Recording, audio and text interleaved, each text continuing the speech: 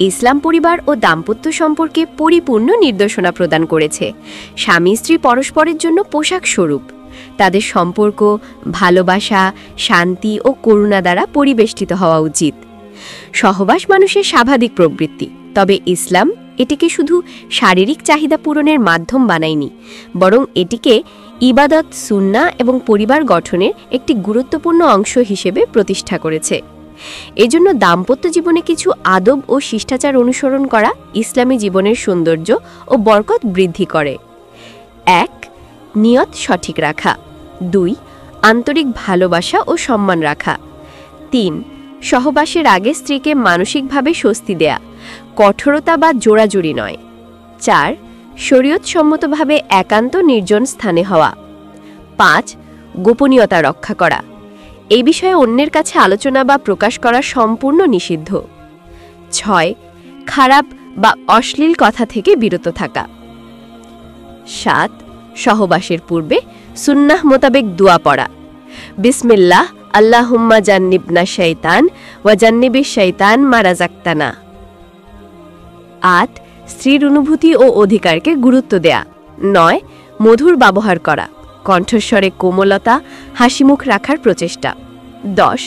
রাগ, অভিমান বা জোর করে সহবাস নয়। ১১. পরস্পরের সম্মতি ও স্বাচ্ছন্দ্য থাকা। ১২. অতি দ্রুততা বা অবহেলা না করা। ১৩. স্ত্রীকে প্রস্তুত হওয়ার সময় দেয়া। ১৪. কষ্টদায়ক বা নিষিদ্ধ ভঙ্গি থেকে বিরত থাকা। ১৫. মাসিক চলাকালীন সহবাস নিষিদ্ধ, তবে স্নেহ ও ঘনিষ্ঠতা বজায় থাকবে। ১৬. পায়ুপথে সহবাস সম্পূর্ণ হারাম। ১৭. পিছন দিক থেকে সহবাস করা যাবে, তবে মিলন অবশ্যই যৌনাঙ্গে হবে। ১৮. সহবাসের সময় কিবলামুখী না হওয়া। ১৯. সহবাস শেষে উভয়ের জন্য গোসল ফরজ, পবিত্রতা বজায় রাখা। ২০. গোসলের আগে খাওয়া দাওয়া বা ঘুমালে অজু করা উত্তম। ২১. কোনো পক্ষ অসুস্থ হলে দয়া ও সহনশীল হতে হবে। ২২. দুজন বা দুই সহবাসীকেও সমানভাবে চোখে দেখা। ২৩. ইসলামের নারীদের জন্য স্বামীর অনুমতি ছাড়া নফল রোজা রাখা অনুচিত। ২৪. সহবাসের সময় পরস্পরের স্বাভাবিক পরিষ্কার পরিচ্ছন্নতা বজায় রাখা সহজ করে তোলে। অনুসহানুভূতি প্রদর্শন, জোড়াজুড়ি নয়। ২২. গুরুত্বপূর্ণ সময়ে যেমন ফরজ সালাতের সময় সচেতন থাকা। ২৩. মাঝে মাঝে সুগন্ধ ও পরিচ্ছন্নতা রাখা, দেহ ও পোশাক পরিচ্ছন্ন রাখা। ২৪. সময় ও পরিস্থিতি উপযোগী হওয়া। ২৫. সন্তান চাওয়া হলে দোয়া করা, সৎ, নেক এবং সৎকর্মশীল সন্তান কামনা করা। ২৬. সন্তান না চাইলে শরীয়তসম্মত জন্ম নিয়ন্ত্রণ পদ্ধতি গ্রহণ করা, উভয়ের সম্মতিতে।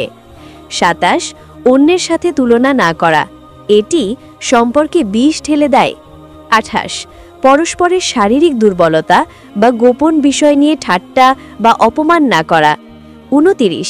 সহবাসের পর ভালোবাসা ও কথা বলায় অবহেলা না করা, এটি সম্পর্ককে জীবন্ত রাখে। ৩০. সবসময় আল্লাহর প্রতি কৃতজ্ঞ থাকা, দাম্পত্য জীবনের শান্তি আল্লাহই দেন। ইসলাম কখনো স্বামী স্ত্রীর নিকটতা বা ভালোবাসাকে লুকিয়ে বা নিষিদ্ধ করে না, বরং এটিকে সম্মান, পরিমিতি ও আধ্যাত্মিকতার আলোকে সাজিয়ে দেয়। সহবাসকে হালকা, লজ্জাহীন বা ইচ্ছামতো ব্যবহারের বস্তু বানানো নয়, বরং এটিকে ভালোবাসা, দায়িত্ব ও পারস্পরিক অধিকারের মাধ্যম হিসেবে দেখা উচিত।